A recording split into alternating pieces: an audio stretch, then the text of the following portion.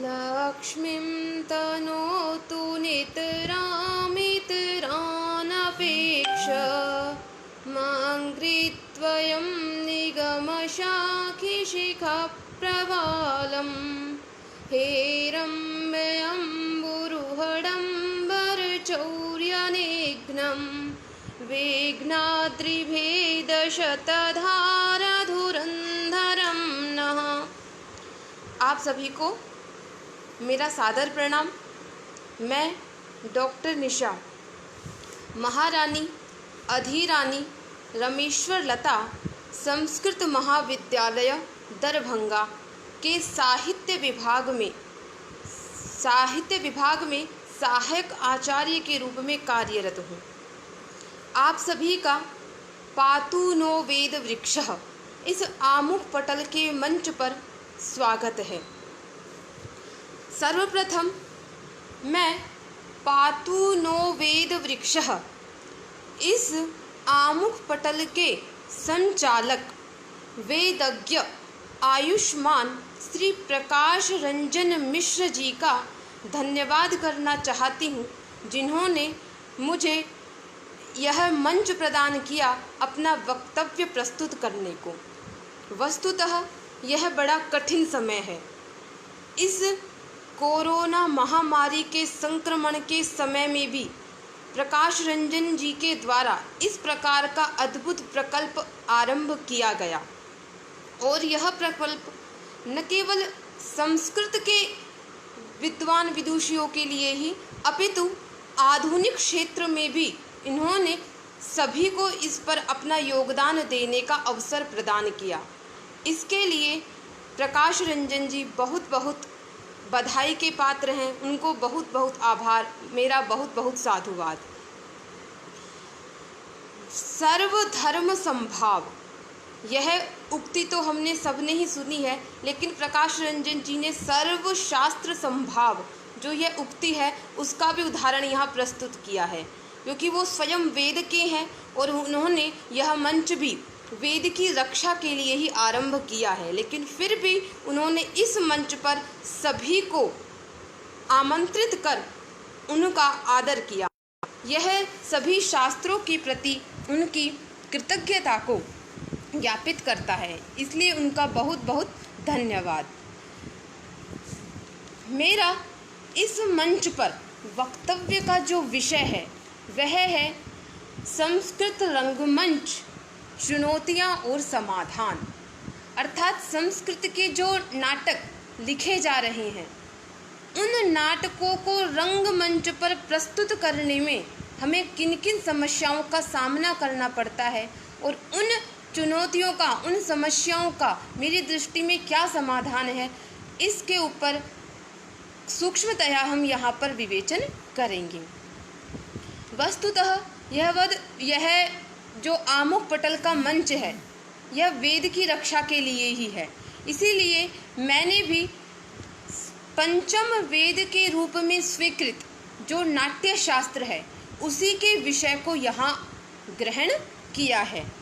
नाट्य शास्त्र का विवेचित विषय नाटक ही है। तो सर्वप्रथम मैं आपको नाट्य शास्त्र का सामान्य परिचय करा देती हूँ।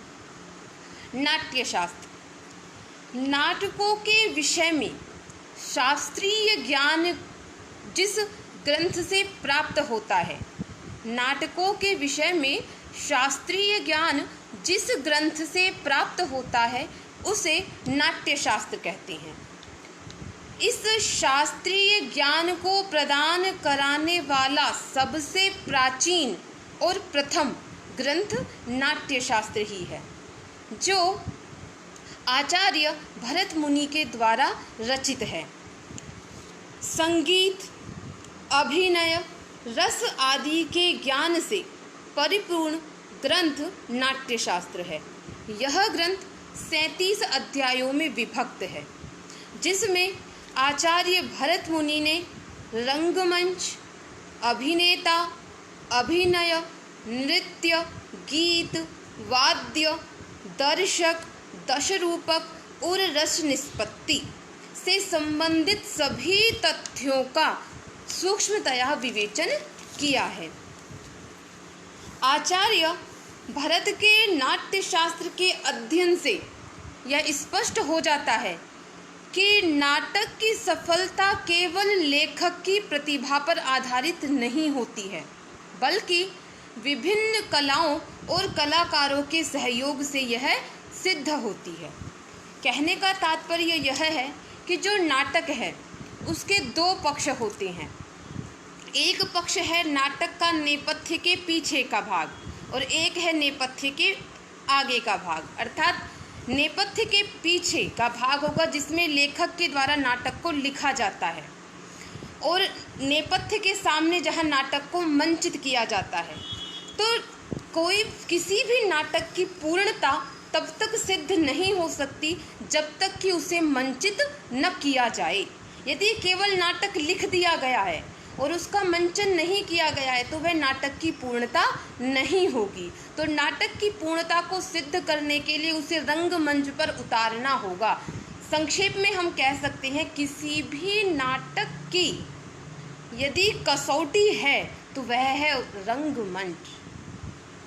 आचार्य भरत ने नाट्य शास्त्र के प्रथम अध्याय में नाट्य को तीनों लोकों के विशाल भावों का अनुकीर्तन कहा है तथा इसे सार्ववर्णिक पंचम वेद के रूप में स्वीकृत भी किया है। आचार्य भरत के अनुसार ऐसा कोई ज्ञान, शिल्प, विद्या, योग एवं कर्म नहीं है जो नाटक में दिखाई न पड़े। इसीलिए वहीं कहा है, न तत्ज्ञानम न तत्शिल्पम न सा विद्या न सा कला न स योगो न तत्कर्मे नाट्यस्मिन् यन्न दृश्यते। अस्तु, ये तो हुआ नाट्य शास्त्र का सामान्य परिचय। नाट्य शास्त्र का वर्णित विषय नाटक है। नाट्य शास्त्र में नाटक का संपूर्ण आद्योपांत वर्णन किया है कि किस प्रकार नाटक का मंचन करना चाहिए, नाटक के लिए किन तत्वों की आवश्यकता होती है, उन सब का संपूर्ण ज्ञान नाट्य शास्त्र से होता है। तो नाट्य शास्त्र में जो वर्णित विषय नाटक है, उस नाटक का विकास कब हुआ, कैसे हुआ और किस प्रकार हुआ, यह प्रश्न मन में उत्पन्न होता है। तो इसका सामान्य ज्ञान भी नाट्य शास्त्र से हम कर लेते हैं। वस्तुतः नाटक कोई आधुनिक विधा नहीं है कि अभी लिखा जाने लगा है। नाटक वैदिक काल से ही चला आ रहा है। नाट्य कला का जो आविर्भाव है वह वस्तुतः भारत में ही हुआ है। ऋग्वेद में यम यमी संवाद, पुरूरवा उर्वशी संवाद इत्यादि देखने को मिलते हैं। इन संवादों को ही संकेत रूप में माना गया है कि वैदिक काल से ही नाटकों का आविर्भाव हो चुका और धीरे धीरे नाटकों का विकास वैदिक काल से ही आरंभ हो गया था। केवल इन नाटकों को यथा समय आचार्य भरत मुनि के द्वारा शास्त्रीय रूप प्रदान किया गया था। आचार्य भरत मुनि ने नाट्य शास्त्र में नाटकों के विकास की प्रक्रिया को बड़े सुंदर तरीके से समझाया है। उसमें लिखा है कि नाट्य कला की उत्पत्ति दैवी है, अर्थात दुख रहित सतयुग के समाप्त होने पर और त्रेता युग के आरंभ होने पर देवताओं ने सृष्टा ब्रह्मा जी के पास जाकर मनोरंजन का कोई ऐसा साधन उत्पन्न करने की प्रार्थना की जिससे देवता लोग अपना मनोरंजन कर सकें और आनंद प्राप्त कर सकें। फलतः उन्होंने ऋग्वेद से कथोपकथन, सामवेद से गायन, यजुर्वेद से अभिनय और अथर्ववेद से रस लेकर नाटक का निर्माण किया और विश्वकर्मा ने रंगमंच का निर्माण किया इत्यादि इत्यादि। नाट्य शास्त्र में नाटक के विषय में बताया गया है। वेदों में ऐसे अनेक संकेत मिलते हैं जिनसे वैदिक काल में ही नाटकों की स्थिति सिद्ध होती है। जैसे ऋग्वेद के सूक्तों में सोम विक्रिया के समय अभिनय का वर्णन है और शुक्ल यजुर्वेद की वाजसनेय संहिता के 30वें अध्याय की 6ठी कंडिका में शैलूष शब्द का प्रयोग भी किया है, जिसका अर्थ है अभिनेता। सामवेद के स्तोत्र भी रागबद्ध हैं, जिससे ज्ञात होता है कि वैदिक युग में संगीत भी पूर्ण विकास की अवस्था में था। संगीत के अतिरिक्त नृत्य तथा वाद्य के भी संकेत प्राप्त होते हैं। इससे यह सिद्ध होता है कि वैदिक युग में नाटक का पूर्ण विकास हो चुका था। तो यह सिद्ध होता है कि जो नाटक है वह आधुनिक विधा नहीं है, अपितु वो वैदिक काल से चली आ रही विधा है। अब जो ये नाटक है, इस नाटक की कुछ विशेषताएं हैं। संस्कृत नाटकों की कुछ प्रमुख विशेषताएं हैं। तो इनकी विशेषताओं को काव्येषु नाटकम रम्यम यह कहकर स्वयं महाकवि ने सिद्ध किया है कि काव्य की बहुत सारी विधाएं हैं, लेकिन उनमें सबसे सुंदर विधा नाटक को ही स्वीकार किया है। और वही कालिदास ने उसे चाक्षुषकृतम् कहकर भी सिद्ध किया है या परिपोषित किया है कि नाटक एक यज्ञ ही है। कैसा यज्ञ? चाक्षुष, प्रत्यक्ष यज्ञ है, प्रत्यक्ष फल की प्राप्ति कराने वाला यज्ञ है।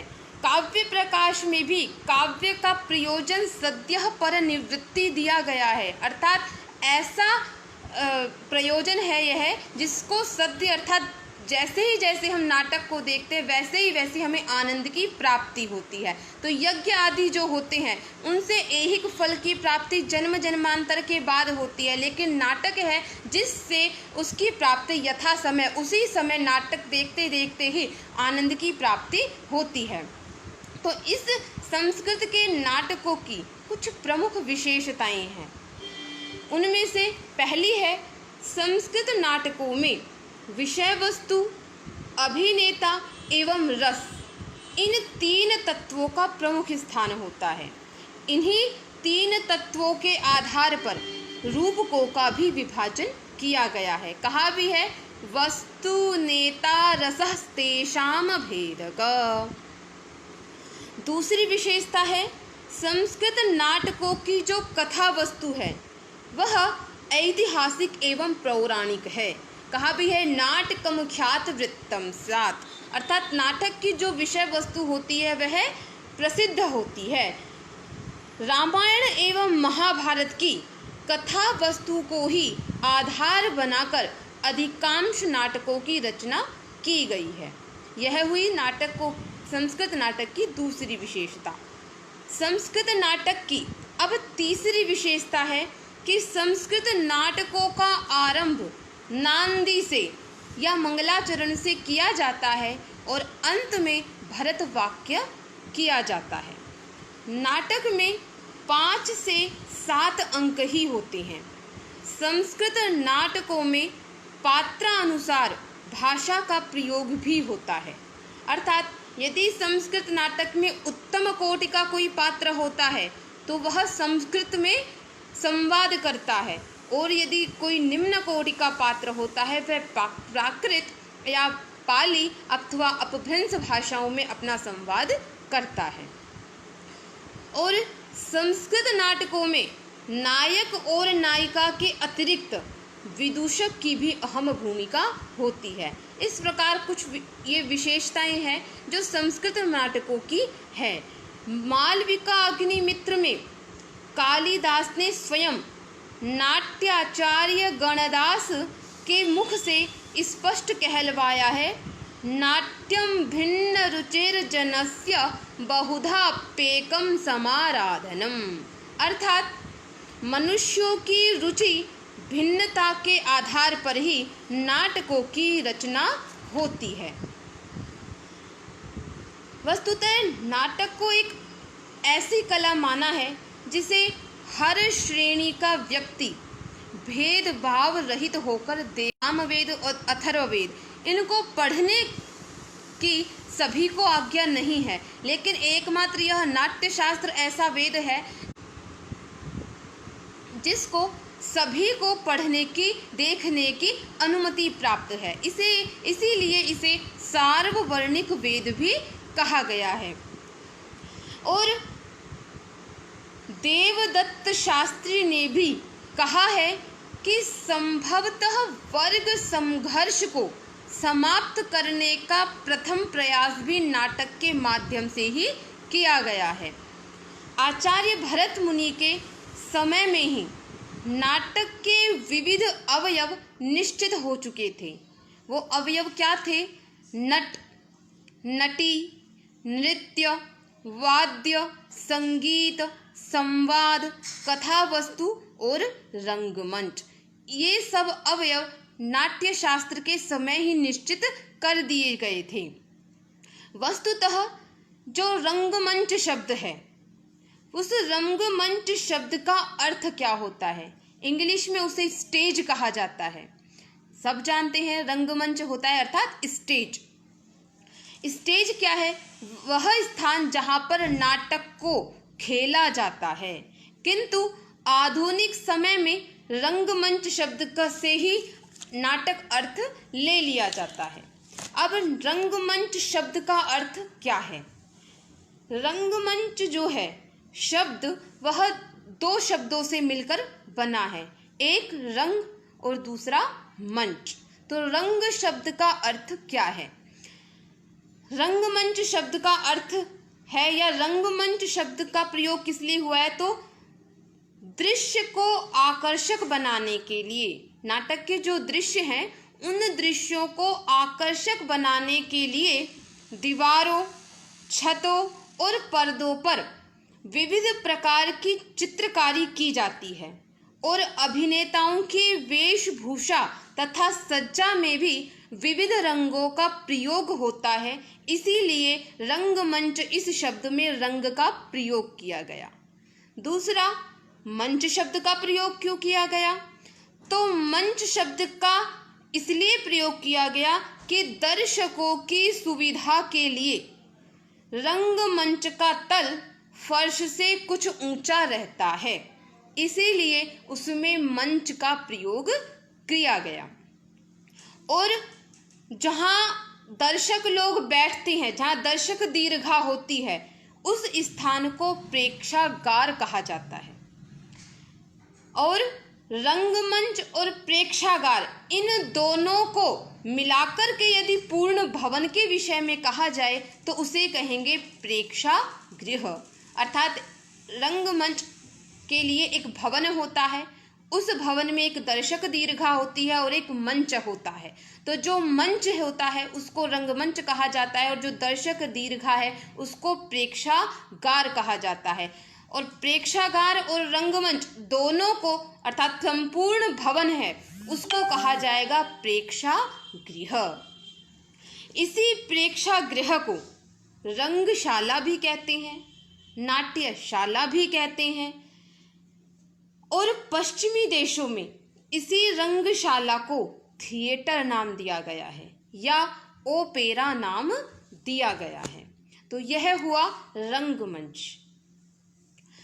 अब संस्कृत में ही सर्वप्रथम नाटक लिखे गए और संस्कृत में ही सर्वप्रथम नाटकों का मंचन भी आरंभ हुआ था, क्योंकि देवताओं के मनोरंजन के लिए नाटकों का आरंभ हो चुका था। तो सर्वप्रथम संस्कृत में ही नाटक लिखे भी गए थे और उनका मंचन भी आरंभ हुआ था। लेकिन वर्तमान में संस्कृत रंगमंच की स्थिति दयनीय हो गई है। आज संस्कृत रंगमंच को बहुत समस्याओं का सामना करना पड़ रहा है, जिसमें से कुछ समस्याएं मैंने भी अनुभव की। उन्हीं समस्याओं को मैं आपके साथ यहाँ पर साझा करना चाह रही हूँ। तो जो संस्कृत रंगमंच है उसको उपस्थित करने में जो सबसे पहली समस्या आती है वह आती है संस्कृत नाटकों की कथा वस्तु का पुरातन होना। अर्थात जो संस्कृत नाटक हैं उनकी कथा वस्तु जो विषय वस्तु है वह प्राचीन ही है, उनका आधुनिकता से कोई संबंध नहीं है। वस्तुतः संस्कृत नाटकों का लेखन प्राचीन काल से होता हुआ आ रहा है, तो प्राचीन काल में भी संस्कृत नाटकों का आधार रामायण और महाभारत को रखा जाता था और आज भी वही स्थिति है। रामायण और महाभारत इन्हीं दो आधारों को लेकर अधिकतम नाटकों की रचना की जा रही है। इनके नाटकों की विषय वस्तु में किसी भी प्रकार का कोई परिवर्तन नहीं हो रहा है, आधुनिकता से उसका कोई सामंजस्य नहीं हो रहा है। जबकि कहा जाता है कि साहित्य समाज का दर्पण होता है, अर्थात जैसा समाज हो, जैसा समय हो, उसी के अनुरूप साहित्य का, नाटकों का निर्माण करना चाहिए, तभी उसे देखने के लिए लोग प्रेरित होते हैं। किंतु दुर्भाग्यवश संस्कृत नाटकों के साथ ऐसा नहीं हो रहा है। वे पुरानी परिपाटी से ही लिखे जा रहे हैं, जिसके कारण उनकी लोकप्रियता का दिनों दिन ह्रास होता दिखाई दे रहा है। तो संस्कृत नाटकों में आधुनिकता का सर्वथा अभाव दिखाई देना और विषय वस्तु का पुरातन ही होना, यह सबसे बड़ी चुनौती हमारे सामने इन संस्कृत नाटकों को रंगमंच पर उतारते समय आती है। तो अब इस चुनौती का क्या समाधान हो सकता है? तो मेरी दृष्टि में संस्कृत नाटकों को रंगमंच पर उतारते समय जो विषय वस्तु संबंधित चुनौती हमारे सामने आ रही है, इस चुनौती का समाधान यही हो सकता है कि अब संस्कृत नाटकों के लिखने की जो शैली है उसको पूर्णतः परिवर्तित करना चाहिए। अब संस्कृत नाटकों की विषय वस्तु में जो विषय वस्तु है वह आधुनिकता से युक्त होनी चाहिए। उनमें केवल रामायण महाभारत को ही आधार बनाकर नाटकों की रचना नहीं होनी चाहिए, बल्कि आधुनिक समाज में फैली कुरीतियां, फैले समस्याएं, घटनाएं, समाज, कलाओं आदि को लेकर के नाटकों की रचना होनी चाहिए, तभी संस्कृत रंगमंच प्रभावी हो सकेगा। तो इस प्रकार हम यह जो पहली समस्या है, संस्कृत की कथा वस्तु का पुरातन होना, उस वस्तु में भी हम आधुनिकता का समायोजन करके संस्कृत नाटकों को अति उत्कृष्ट बना सकते हैं। ये तो हुई पहली उसका समाधान। अब संस्कृत रंगमंच को प्रदर्शित करने के समय दूसरी समस्या भी दृष्टिगोचर होती है। वो क्या है? तो दूसरी समस्या आती है संस्कृत नाटकों की भाषागत समस्या, भाषा की समस्या।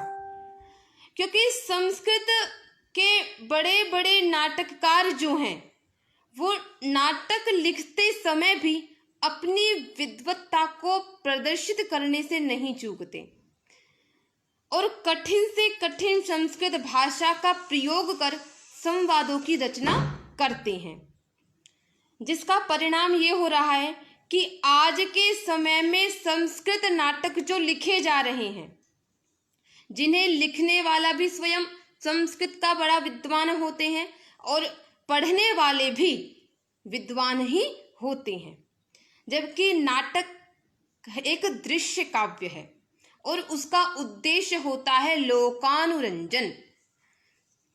तो काव्येषु नाटकम रम्यम, यह कहकर इसकी विशेषता को सिद्ध भी किया गया है।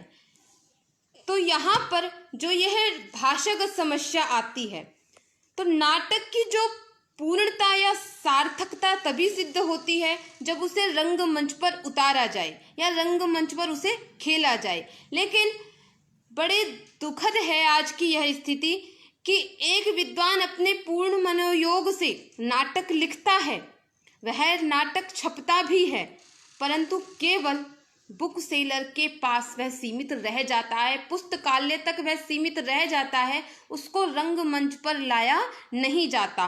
क्यों? क्योंकि उसकी भाषा इतनी क्लिष्ट होती है कि उसे पढ़ ही नहीं पाते, अर्थ ही समझ में नहीं आता, तो उसका मंचन कैसे किया जाए। तो भाषागत समस्या संस्कृत नाटकों के साथ बड़ी कठिन चुनौती है। मुझे क्षमा कीजिएगा, मैं संस्कृत नाटककार इतने बड़े बड़े विद्वानों पर कोई आक्षेप नहीं कर रही हूँ, केवल संस्कृत रंगमंच करते समय यह समस्या आती है तो यह मेरी वेदना है, उसी को मैं प्रकट कर रही हूँ। क्योंकि अभी उत्कृष्ट कोटि के नाटकों को मैं लिख पाऊँ, इस इतनी योग्यता मुझ में अभी अर्जित नहीं हुई है। लेकिन हाँ, नाटकों को मंचन कैसे किया जाए इसके विषय में थोड़ी बहुत जिज्ञासा रखती हूँ, इसलिए जिन समस्याओं का सामना किया है उन्हीं के विषय में मैं बता रही हूँ। तो इस भाषागत जो समस्या आती है हमारे सामने नाटक को मंचित करने में, तो इस समस्या का क्या समाधान हो सकता है? तो यही है कि जो संस्कृत नाटक हैं उनकी जो भाषा है उस भाषा में भी आमूलचूल परिवर्तन करना चाहिए। संस्कृत नाटकों की भाषा कैसी होनी चाहिए? तो संस्कृत नाटकों की भाषा कैसी होनी चाहिए उस विषय में कुछ मेरे विचार हैं। तो सबसे पहला है कि जो संस्कृत नाटक है उसमें प्रयुक्त होने वाली जो संस्कृत भाषा है वह अतीव सरल होनी चाहिए, और उसमें जो संवादों की योजना की जाती है वह संवाद भी छोटे छोटे वाक्यों में ही होने चाहिए। दूसरा, संस्कृत नाटकों में सभी पात्र संस्कृत ही बोले यह अनिवार्य नहीं होना चाहिए। संस्कृत नाटकों में संस्कृत भाषा के साथ प्रादेशिक भाषाओं का भी समायोजन होना चाहिए। हिंदी, इंग्लिश, उर्दू इत्यादि अन्य बहुत सारी भाषाएं हैं, उनके पात्रों को भी लेना चाहिए और उनकी भाषाओं के साथ समायोजन करना चाहिए।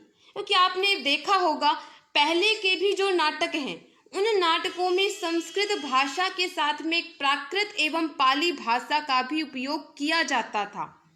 इसलिए नहीं कि पात्र निम्न कोटि को होते थे, इसलिए क्योंकि जो देखने वाला दर्शक होता था वह सभी संस्कृत को जानने वाले नहीं होते थे, लेकिन पाली, प्राकृत, अपभ्रंश इनका ज्ञान उनको होता था। तो जो जन सामान्य उस नाटक को देख रहा होता था वह जन सामान्य पाली और प्राकृत और अपभ्रंश के जो संवाद थे उनको सुन करके भी संस्कृत में कहे गए वाक्यों का अर्थ निकाल लेता था और संस्कृत के नाटकों को वह समझ लेता था। लेकिन आजकल नाटकों में केवल संस्कृत भाषा का, वो भी क्लिष्ट भाषा का प्रयोग किया जा रहा है, जिसके कारण अब संस्कृत नाटकों को रंगमंच पर उतारना कठिन हो रहा है। इसीलिए संस्कृत नाटकों का अर्थ ज्ञान सामान्य व्यक्तियों को हो जाए, इसके लिए आवश्यक होगा कि संस्कृत नाटकों में अन्य भाषाओं को भी समायोजित किया जाए, उनका मंजुल सामंजस्य बिठाकर। ऐसा नहीं कह रही हूँ कि संपूर्ण नाटक को दूसरी भाषा में ही लिख दे दें, लेकिन नहीं, उसमें कुछ अन्य भाषाओं का भी उपयोग करें जिससे कि देखने वाला उसकी ओर आकर्षित हो, उसका अर्थ उसे समझ में आए। क्योंकि संस्कृत जो नाटक हैं उन नाटकों की रचनाओं का मूल जो उद्देश्य है वह उद्देश्य है दुखी हुए, थके हुए एवं शोक से त्रस्त हुए लोगों का मनोरंजन करना। जैसा कि नाट्य शास्त्र के प्रथम अध्याय में भरत मुनि ने कहा है, दुखार्तानां श्रमार्तानां शोकार्तानां तपस्विनां विश्राम जननम लोके नाट्यमेतद् भविष्यति, विनोद जननम काले नाट्यमेतद् भविष्यति।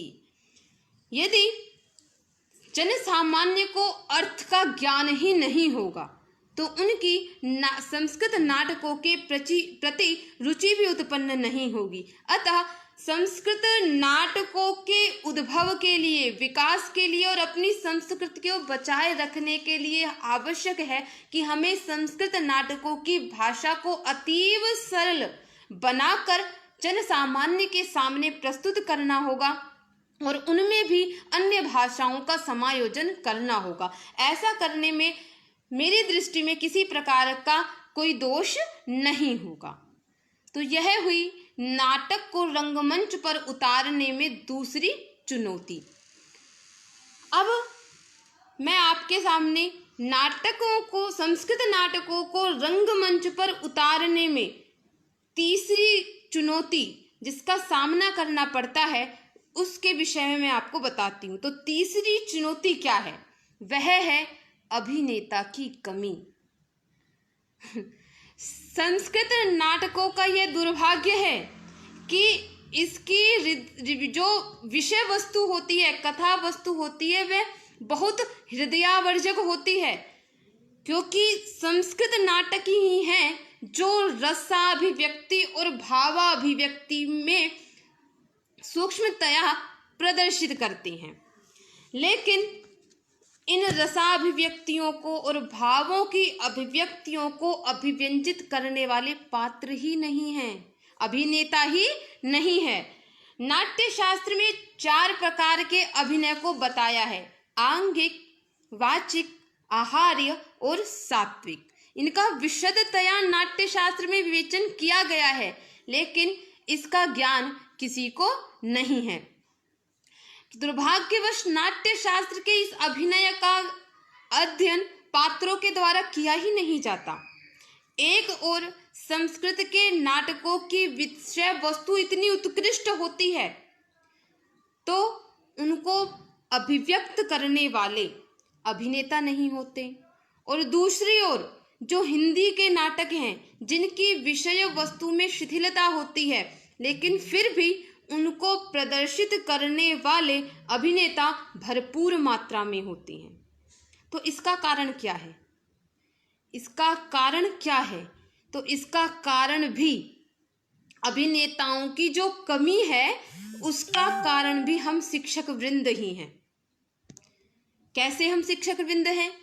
हम शिक्षक वृंद और हमारी पढ़ाने की विधि, हमारे पढ़ाने का तरीका, वस्तुतः मनोवैज्ञानिक दृष्टि से पढ़ाने की शिक्षण विधियों का निर्माण किया गया है। उन्हीं शिक्षण विधियों में से एक विधि है कक्षा नाट्य विधि, जिसमें कक्षा, इस विधि के अनुसार जो कक्षाओं में, कोर्स में जो नाटकों को लगाया गया है उन नाटकों को शिक्षकों के द्वारा कक्षा नाट्य विधि के द्वारा ही पढ़ाना चाहिए। यद्यपि आधुनिक शिक्षा पद्धति के अनुसार छोटे छोटे लघु नाटकों का समायोजन 5वीं कक्षा से ही कर दिया जाता है, लेकिन दुर्भाग्यवश उन छोटे छोटे नाटकों को भी हमारे शिक्षक गद्य पद्य के जैसे पढ़ा देते हैं। यद्यपि विद्यार्थी काल से ही कक्षा अभिनय विधि से या नाट्य विधि से यदि छात्र को उन्हें नाटक पढ़ाया जाए तो 18 साल की उम्र तक, जब तक वो अभिनेता, एक्टर के रूप में तैयार होंगे, तब तक छात्र इतना योग्य हो जाएगा कि वह नाटक करने, देखने और लिखने में स्वयं समर्थ हो जाएगा। तो ये अभिनेता की जो कमी है उसका कारण हम ही हैं, हम शिक्षक वृंद ही हैं। हमारे पढ़ाने का तरीका है तो हमें उसको परिवर्तित करना चाहिए। तो यह तो हुई चुनौती, अभिनेता की कमी होना। तो अब इसको दूर कैसे किया जाए, इसका क्या समाधान हो सकता है? तो पहला समाधान तो मैंने अभी आपको बताया ही है कि हमें अपनी शिक्षण विधि में परिवर्तन करना चाहिए। हमें नाटकों को गद्य पद्य के जैसे पढ़ाना नहीं चाहिए, अपितु नाटकों को कक्षा में ही कक्षा नाट्य विधि के द्वारा पढ़ाना चाहिए। पहला इस चुनौती का समाधान हुआ। दूसरा समाधान भी है। आज बहुत से विद्यालय हैं, महाविद्यालय हैं, जहां उनके कोर्स में नाटक तो लगा दिए जाते हैं, लेकिन विद्यालयों में नाट्य शिक्षण केंद्र, अभिनयशाला, नाट्य मंडप, संगीतशाला आदि का निर्माण नहीं किया जाता, छात्रों को देखने को ही नहीं मिलते। अतः मेरा अनुरोध है उन्हीं शिक्षकों से जिनको दायित्व दिया जाए नाटक पढ़ाने का, वो स्वयं से एक छोटे से नाट्य शिक्षण केंद्र का, अभिनय के शिक्षण केंद्र का अपने ही विद्यालय महाविद्यालय में समायोजन करें और छात्रों को उसी शिक्षण केंद्र में ले जाकर नाटकों को समझाए, उन्हें पढ़ाए। दूसरा यह है कि नाट्य शिक्षण केंद्रों को विद्यालयों महाविद्यालयों में खोलना अनिवार्य कर दिया जाए। तीसरा समाधान क्या होगा? अभिनेता की कमी को दूर करने का जो तीसरा उपाय है वह है कि जो हम संस्कृत साहित्य को पढ़ने वाले छात्र हैं, उन छात्रों के दो वर्ग होते हैं, एक अलंकार वर्ग और एक ध्वनि वर्ग। जो अलंकार वर्ग के छात्र होते हैं उनको नाटक पढ़ने को दिया जाता है, उनके कोर्स में नाटक होता है। तो जो अलंकार वर्ग के छात्र हैं उनके लिए नाटक को प्रैक्टिकली सब्जेक्ट अर्थात प्रयोगात्मक विषय बना दिया जाए। आज आधुनिक युग है, साइंस विज्ञान का युग है। साइंस के छात्रों को देखा होगा प्रैक्टिकल करते हुए, तो क्यों ना हमारे संस्कृत के छात्रों को भी नाटक को प्रैक्टिकल विषय बनाकर दिया जाए। हमारे बच्चे भी, छात्र भी जाकर बोले आज रस का प्रैक्टिकल करना है, आज भाव का प्रैक्टिकल करना है। तो इससे क्या होगा? नाटकों के प्रति छात्रों में रुचि तो उत्पन्न होगी ही, और साथ ही साथ में संस्कृत में भी आधुनिकता का प्रचार होगा, उसमें भी आधुनिकता आ जाएगी। इससे क्या होगा? हमें अच्छे अभिनेता छात्र हैं जो अच्छे अभिनेता के रूप में प्राप्त होंगे, वही छात्र लेखक भी बनेंगे, वही छात्र अच्छे अभिनेता भी बनेंगे और अच्छे दर्शक भी बनेंगे। तो इस प्रकार जो अभिनेता की कमी यह चुनौती है, उसका सामना हम इन उपायों से कर सकते हैं। अस्तु, अब संस्कृत रंगमंच के समक्ष जो चौथी चुनौती है, यह सबसे बड़ी चुनौती है, जिसका हल मैं भी अभी तक ढूंढने में लग रही हूँ कि क्या हो सकता है। तो जो चौथी चुनौती है वो सबसे बड़ी चुनौती है, और वह चुनौती है दर्शकों का अभाव। संस्कृत नाटक देखने वाले ही नहीं हैं, किसके लिए नाटक करें? दुखद है लेकिन कटु सत्य है कि आज संस्कृत रंगमंच की ऐसी स्थिति हो गई है कि कोई संस्कृत नाटक को देखना ही पसंद नहीं करता। वस्तुतः ऐसी स्थिति केवल संस्कृत रंगमंच की ही नहीं है, अपितु सभी भाषाओं के रंगमंच की ऐसी स्थिति प्राय अब हो चुकी है। ऐसा मैं कह रही हूँ तो इसमें अतिशयोक्ति नहीं है कि रंगमंच की अब स्थिति दयनीय है, क्योंकि आज का जो युग है वह आधुनिक युग है, विज्ञान का युग है। जो जन सामान्य है, लोग हैं, उनको घर बैठे ही टीवी पर, मोबाइल पर, नेट के जरिए सब कुछ देखने को मिल जाता है, तो फिर उनको रंगमंच तक जाने की क्या आवश्यकता? क्यों वो रंगमंच देखेंगे?